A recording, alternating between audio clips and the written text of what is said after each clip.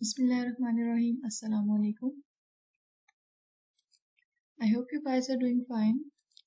We are studying chapter number 5 of 9th class computer science, and this is our 5th lecture today. Our lecture's topic is text formatting. Then its subtopic is content formatting in HTML and identifying the text formatting tags. जी book से हम लोगों ने 5.2 topic start करना है text formatting. उसके 2 सब topics हैं। पहला है 5.2.1 कंटेंट फॉर्मेटिंग इन HTML, ठीक है। और सेकंड टॉपिक है हमारे पास identify the text formatting tags, ठीक है। आज ये 2 टॉपिक्स हम लोग कवर करेंगे। सबसे पहले तो हम लोग ये देख लेते हैं कंटेंट फॉर्मेटिंग इन HTML, इसका क्या मतलब है। इसका मतलब ये होता है कि आपका जो कंटेंट होता है आपके एक वेब पेज का, ठीक है, HTML की फाइल का, आप उसको किस तरह से फॉर्मेट कर सकते हैं, ठीक है। फॉर्मेट करने का मतलब ये होता है किस तरह से एक पेज बनाओगे, किस तरह लाइन ब्रेक्स लगाओगे, किस तरह से हेडिंग्स दोगे, किस तरह से आप उसके अंदर स्पेसेस दे सकते हो। जैसे आप लोग टेक्स्ट करते हैं तो टेक्स्ट में आप उसको बोल्ड करते हैं, समटाइम्स उसको इटैलिक करते हैं, अंडरलाइन करते हैं, हेडिंग्स ऐड करते हैं, सब हेडिंग्स ऐड करते हैं, और उसमें इस तरह से डिफरेंट उसको जो है अलाइनमेंट्स वगैरह आपने सेट करनी होती हैं। तो हम लोगों ने टेक्स्ट फॉर्मेटिंग में ये सीखना है कि आप अपने टेक्स्ट को किस तरह से ज़्यादा अच्छा, ज़्यादा बेहतर बना सकते हैं। जी HTML में हमारे पास डिफरेंट टैग्स यूज़ होते हैं, ठीक है, और वो डिफरेंट काम के लिए इस्तेमाल किए जाते हैं। सबसे पहले हम लोग देख लेते हैं क्रिएटिंग अ पैराग्राफ। जब भी आप लोगों ने कोई पैराग्राफ क्रिएट करना हो, कोई भी पैराग्राफ लिखना है, तो उसके लिए हम लोग पी का टैग यूज़ करते हैं। आप लोगों को बताया था 2 टैग्स होते हैं, एक स्टार्टिंग टैग और दूसरा होता है हमारे पास क्लोजिंग टैग। तो जो ये पी का टैग है हमारे पास, इसका मतलब होता है कि ये पैराग्राफ यहाँ से स्टार्ट हो रहा है, ठीक है।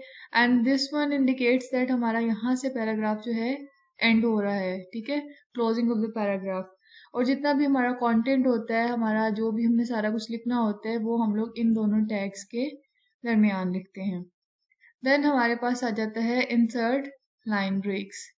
इंसर्ट लाइन ब्रेक्स का मैंने आप लोगों को बताया था कि BR का टैग यूज करते हैं हम लोग, ठीक है। ये टैग हम क्यों यूज करते हैं, हम लोगों ने जब भी कोई लाइन ब्रेक करनी हो, जिस तरह से आप लोगों की यहाँ पे लिखा हुआ है कि एग्जाम्पल दी हुई है, बाद में लिखा हुआ है कि इन 2 लाइन्स एज फॉलोइंग। इसके बाद ये अब ये नेक्स्ट लाइन पे आ रहा है, ठीक है। तो अब क्या होगा, सपोज करें कि ये हमारे पास एक वेब पेज है, तो यहाँ पे BR का टैग लगा हुआ होगा, उसकी वजह से ये नीचे वाली लाइन पे शिफ्ट हो गया, दिस इज। इसके बाद जो है दिस इज अ पैराग्राफ एक लाइन में भी आ सकता था, ठीक है, लेकिन अब यहाँ पे इसके बाद जो है इस तरह हो सकता है कि हम BR का टैग यूज करें और दिस इज के बाद यहाँ पे टैग हो BR का, और फिर बाकी का जो टेक्स्ट होगा वो नीचे वाली लाइन पे शिफ्ट हो जाएगा। देन हमारे पास टॉपिक है इंसर्ट स्पेसिस का। इसमें ये होता है कि जब आप अपने HTML टेक्स्ट के अंदर कोई भी स्पेस ऐड करते हैं, फॉर एग्जांपल आप 10-12 स्पेसेस भी ऐड कर देना अपना डॉक्यूमेंट लिखते हुए, लाइक आप इधर कोई डॉक्यूमेंट लिख रहे थे, ठीक है, पैराग्राफ का आपने टैग यूज़ किया और जी उसके अंदर आपने अपना टेक्स्ट लिखना शुरू कर दिया, ठीक है। तो अब सपोज आपने दिस इज अ पैराग्राफ लिखा उसके अंदर, तो आपने आ के बाद जो है काफ़ी सारी स्पेस दे दी, ठीक है। अब बेशक आपने 10 स्पेसेस दी हैं, 20 स्पेसेस दी हैं, ये जो HTML है ना हमारे पास, ये सिर्फ एक सिंगल स्पेसेस को कंसीडर करेगा, ठीक है। मल्टीपल स्पेसेस जो है ये कंसीडर नहीं करेगा, सिर्फ एक स्पेस देगा आउटपुट में सिर्फ एक स्पेस आएगी। जी मैंने आपको बताया था कि HTML फाइल के लिए हम लोग जो है हमेशा HTML का टैग यूज़ करते हैं, और देन हम लोग HTML का क्लोजिंग टैग यूज़ करते हैं, और जो भी हमारा कंटेंट होता है सारा का सारा बॉडी के टैग के अंदर होता है। और अगर कोई हम लोगों ने पैराग्राफ लिखना है तो वो हम लोग P के स्टार्टिंग टैग और एंडिंग टैग के दरमियान में लिख देते हैं। अब यहाँ पे हमने मल्टीपल स्पेसेस सपोज अगर हम लोग यूज़ कर लें, ठीक है, तो हम फाइल को सेव करते हैं, ठीक है। नोटपैड में हम फाइल में गए, हमने सेव पे क्लिक किया। अब यहाँ पे हम लोगों ने इसका कुछ नाम दे दिया फाइल का, फाइल नेम lecture4.html या .htm, इस एक्सटेंशन के साथ हम लोग इसको सेव कर लेते हैं। अब जब ये सेव हो जाएगा हमारे पास, तो ये इस तरह से कुछ होगा। आपके पास कोई भी ब्राउज़र हो, इंटरनेट एक्सप्लोरर है तो ई नज़र आने लग जाएगा, अगर ओपरा है तो ओ नज़र आएगा, अगर गूगल क्रोम है तो गूगल क्रोम का भी एक अलग से साइन हो, सिंबल होता है, आइकन होता है, वो आपको इस तरह से नज़र आना स्टार्ट हो जाएगा। इसको हम लोग खोलेंगे, ठीक है। तो ये हमारा www यानी कि वेब पे, वर्ल्ड वाइड वेब में किस तरह से शो होता है वो हमें नज़र आने लग जाएगा। अभी देखिए यहाँ पे हमें नज़र आ रहा है, दिस इज अ पैराग्राफ। उसने हमने कितनी ज़्यादा स्पेसेस दी थी यहाँ पे, ठीक है। ये देखिए इतनी ज़्यादा स्पेसेस दी थी, लेकिन स्टिल उसने हमें जो है रिजल्ट जो दिया है इसका, वो एक सिंगल स्पेस में ही दिया है। तो इस तरह से होता है हमारे पैराग्राफ में, उसकी लाइन स्पेसिंग में, कि जब हम लोग स्पेस इंसर्ट करते हैं, मल्टीपल स्पेसेस इंसर्ट कर दें, इट डजंट मैटर, वो सिंगल स्पेसेस को कंसिडर करेगा। लाइक दिस, यहाँ पे उन्होंने लिखा हुआ I study in 9th class. आई के बाद उन्होंने ज़्यादा स्पेस दी है अपनी तरफ से ना, 2 स्पेसेस दे दी हैं, लेकिन इसके जो रिजल्ट जनरेट होगा वो इस तरह से सिंगल स्पेस ही कंसिडर करेगा। इधर भी एक स्पेस है, यहाँ पे भी एक स्पेस है, यहाँ पे भी और यहाँ पे भी, सिंगल स्पेसेस के साथ हमारा सारा काम कर देगा। जी, you can see that HTML has ignored the multiple spaces inside the text. आप लोगों ने देख लिया कि हमारा जो HTML थी उसने क्या किया, हमारे पास ये जो मल्टीपल स्पेसेस थी उसको इग्नोर कर दिया। अब अगर हम लोग मल्टीपल स्पेसेस अब देना चाहें तो हम उसके लिए क्या करेंगे, अगर हम लोग इधर स्पेसेस देना चाहते हैं एक से ज़्यादा, उसके लिए हम लोग ये यूज़ करेंगे एंड का सिंबल, देन NBSP, ठीक है। ये हम वहां पे यूज करेंगे जहां पे हमें स्पेसेस चाहिए। इसको जितनी बार लिखेंगे ये उतनी स्पेसेस कंसीडर करता जाएगा। 2 बार लिखेंगे 2 स्पेसेस आ जाएंगे, 4 बार लिखेंगे 4 स्पेसेस आ जाएंगे, 6 बार लिखेंगे 6 स्पेसेस आ जाएंगे, 10 बार लिखोगे तो 10 स्पेसेस आ जाएंगे। तो ये जितनी बार आपने ये लिखना है उतनी स्पेसेस कंसीडर करता जाएगा आपके टेक्स्ट के दरमियान में, ठीक है। चले हम लोग इसको यहाँ पे इंसर्ट करके भी देखते हैं अपने HTML डॉक्यूमेंट में, क्या ये वर्क करता भी है कि नहीं करता।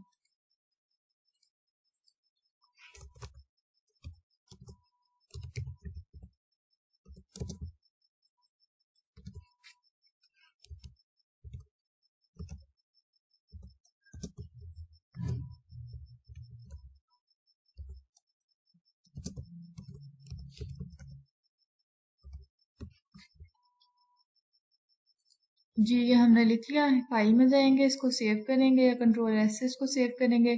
देन हमने अपनी जो फाइल थी हमारे पास उस पर क्लिक करेंगे, या फिर इधर से रिफ्रेश भी कर सकते हैं। अभी आप देख सकते हैं यहाँ पे हमारे पास स्पेसेस आ गई हैं, सिर्फ एक स्पेस नहीं आई, हमारे पास ज़्यादा स्पेसेस आ गई हैं। हमने इसको 4 बार लिखा था, उसने इसको 4 स्पेसेस कंसिडर कर ली।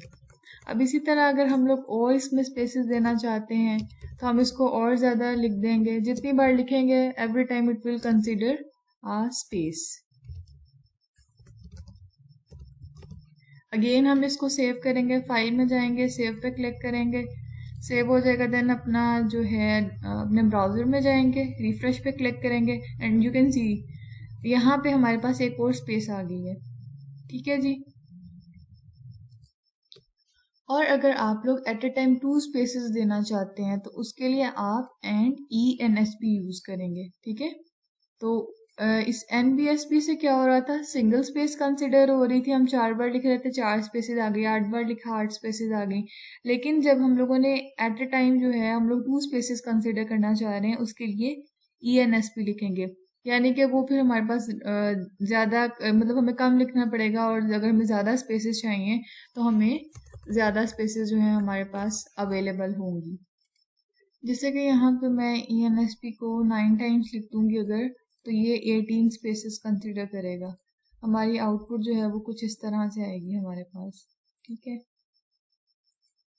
ओके, देन होता है हमारे पास हेडिंग्स एंड सब हेडिंग्स। ये मैंने आपको लास्ट लेक्चर्स में भी बताया था कि H1 का टैग यूज़ करते हैं हम लोग हेडिंग के लिए, ठीक है। स्टार्ट में H1 का टैग होता है, देन उसका क्लोजिंग टैग होता है, इस तरह से H1 का स्टार्टिंग टैग और H1 का क्लोजिंग टैग, और देन दरम्यान में उसका सारा कंटेंट होता है।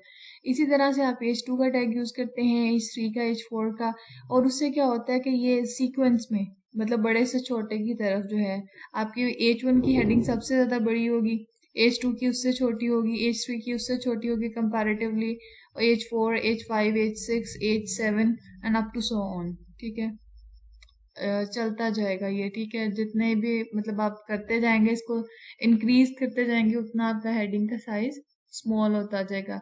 Like that will be your सब हेडिंग।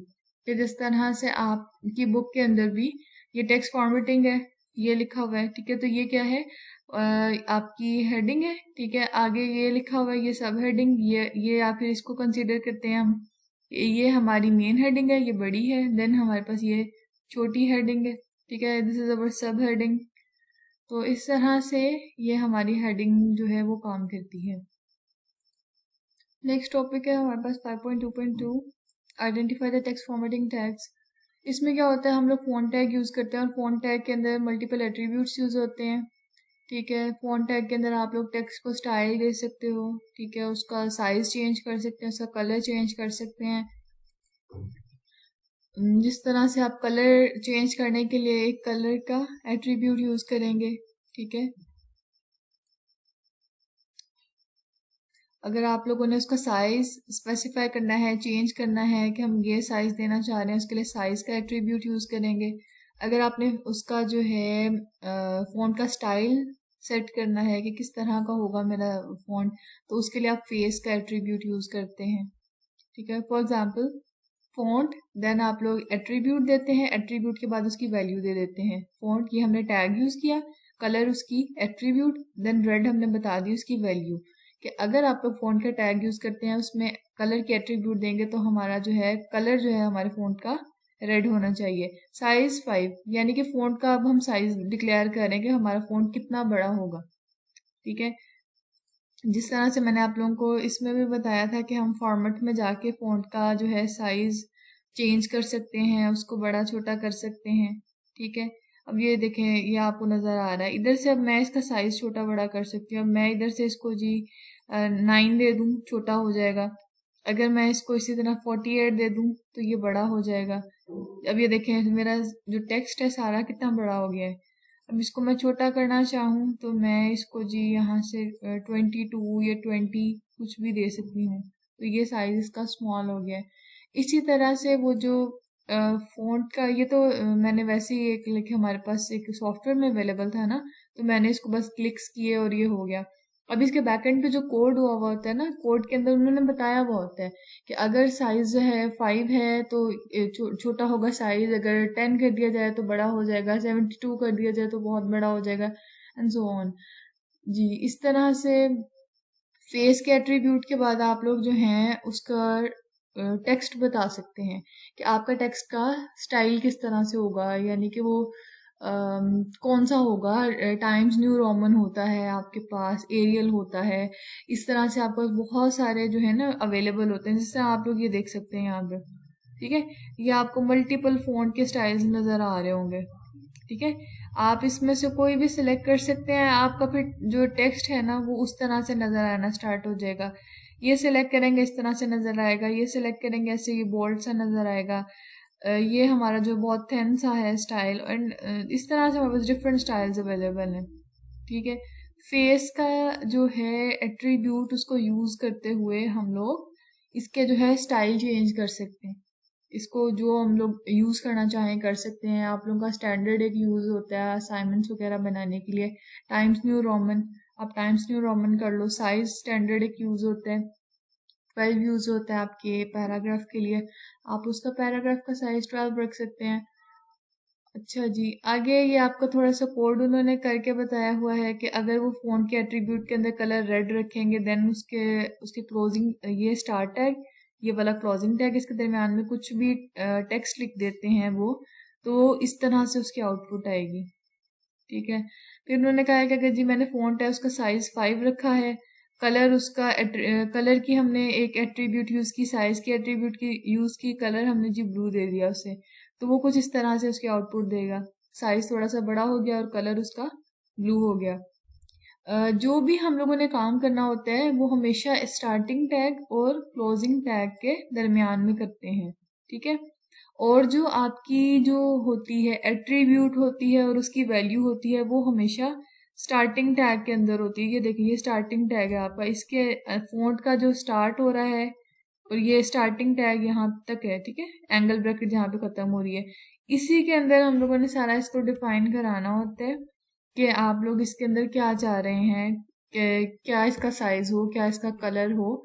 जो भी सारा काम होगा, एट्रीब्यूट जो होगा वो आपके स्टार्टिंग टैग में होगा हमेशा। ये आपने याद रखना है, आपको एमसीक्यू में दे देती हूँ तो आपको पता होना चाहिए कि आपने एट्रीब्यूट्स और उसकी वैल्यू जो है हमेशा स्टार्टिंग टैग में लिखनी है जी। तो अब इसने इसका जो है फॉन्ट फेस चेंज कर दिया है, तो ये अब देखें इसका थोड़ा सा जो है चेंज हो गया, इसका स्टाइल लिखने का तरीका यानी कि चेंज हो गया है। जिस तरह से जी ये आपका है ना, ये लिखने का एक स्पेसिफिक तरीका है, ठीक है, किस तरह से लिखा हुआ है, राइटिंग स्टाइल होता है जिस तरह से कि किसी की स्लांट राइटिंग होती है, किसी की जो है स्ट्रेट होती है, किसी की स्पेसिंग वाली होती है, किसी की जॉइनिंग होती है। तो ये उसी तरह से आप देखें, अगर मैं ये यूज करूंगी ना तो ये आप ये देखें ये चेंज हो गया इसका कलर, सॉरी स्टाइल, ठीक है। अब इस तरह से अगर मैं कोई बोल्ड सा ले लेती हूँ, ऊपर का ले लिया मैंने, तो उसमें ये देखें ये इस तरह से बोल्ड सा आपको नजर आ रहा है। इसको कहते हैं फेस चेंज करना ना उसका, कि वो आपको किस तरह से लिखा हुआ नजर आएगा, क्या उसका होगा। राइटिंग स्टाइल जिस तरह से आपके डिफरेंट होते हैं, ऐसे ही हमारा जो कंप्यूटर होता है उसके अंदर भी वहाँ पे डिफरेंट राइटिंग स्टाइल्स अवेलेबल होते हैं। अच्छा जी, आगे है हमारे पास कि हम लोग इसमें कलर की स्पेलिंग COLOR यूज करते हैं, COLOUR नहीं करते।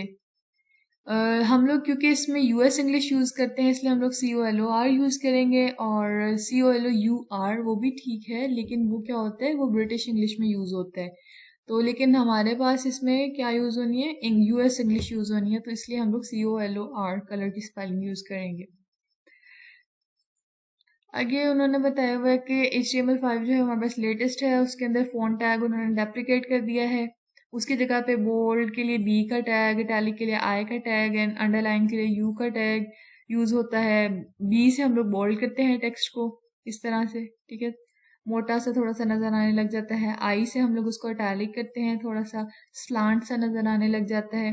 U से हम लोग अंडरलाइन कर देते हैं टेक्स्ट को, टेक्स्ट के नीचे एक लाइन लगी हुई नजर आने लग जाती है, ठीक है। और ये इसकी एग्जांपल्स दी हुई हैं कि अगर आपने कुछ टेक्स्ट लिखा, उसके शुरू में क्या बोल्ड का टैग और यहाँ पे क्लोजिंग टैग, तो उसका जो आउटपुट आएगी वो बोल्ड सा टेक्स्ट नजर आएगा। अगर आप इस तरह अपने टेक्स्ट के स्टार्ट पे आई का स्टार्टिंग और एंड पे आई का क्लोजिंग टैग यूज करेंगे तो देन आपको एक इटैलिक टेक्स्ट नजर आ जाएगा।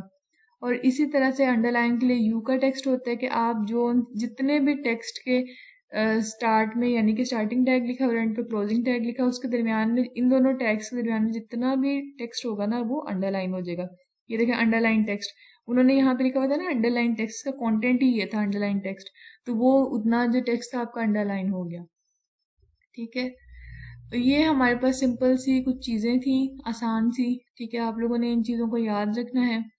अब मैं आपको इस तरह से क्वेश्चंस दे सकती हूँ या पूछ सकती हूँ कि फ़ॉन्ट टैग के अंदर मैं पूछ लूँ कि क्यों यूज़ होता है, तो आपको पता होना चाहिए कि वो क्या करता है, स्पेसिफाई करता है फ़ॉन्ट स्टाइल, साइज़ और कलर वगैरह को। देन मैं आपसे पूछ सकती हूँ कि कलर की एट्रीब्यूट क्यों यूज़ हो रही है, और इस तरह से जो है कलर देने के लिए यूज़ हो रही है, फेस की क्यों यूज़ हो रही है, साइज़ की एट्रीब्यूट क्यों यूज़ हो रही है। आई डोंट थिंक सो कि आप लोगों को फाइंड करने में, सर्च आउट करने में इसमें से मुश्किल होगी कि ये कहाँ पे लिखा हुआ है, ठीक है। तो देन आपके पास जो है मैं आपसे ये पूछ सकती हूँ कि यू का टैग क्यों यूज हो रहा है, आपको पता होना चाहिए। अंडरलाइन के लिए आई का क्यों यूज हो रहा है, बी का क्यों यूज हो रहा है, और जो है कलर जो है COLOR वो कौन किस लैंग्वेज में है, US इंग्लिश में है, आपको पता होना चाहिए। हम लोग इसमें जो है COLOR ये वाला कलर की स्पेलिंग यूज करते हैं, यू वाले नहीं यूज करते, ओके। इस तरह से ये सिंपल सी थोड़ी सी हमने चीजें की हैं, इनको आप लोग अच्छे तरीके से कर लीजिएगा। आई होप कि लेक्चर की समझ आ गई हो। स्टिल अगर किसी को कोई क्वेश्चन है, कोई क्यूरी है तो आप मुझसे पूछ सकते हैं। See you guys in our next lecture. Till then, Allah Hafiz. Take care.